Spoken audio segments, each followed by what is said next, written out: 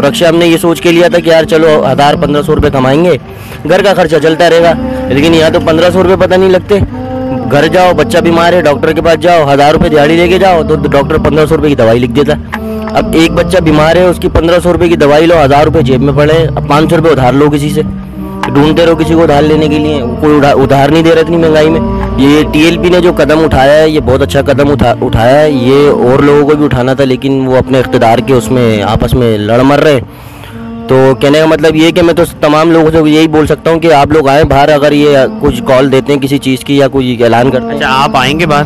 मैं बिल्कुल आऊँगा हाजिर, मैं अपने बच्चों को भी लेकर आऊँगा और ख़ुद भी आऊँगा, क्योंकि देख मुझे पता है कि मैं कुछ करूँगा तो मेरी आने वाली नस्लों का कुछ होगा ना।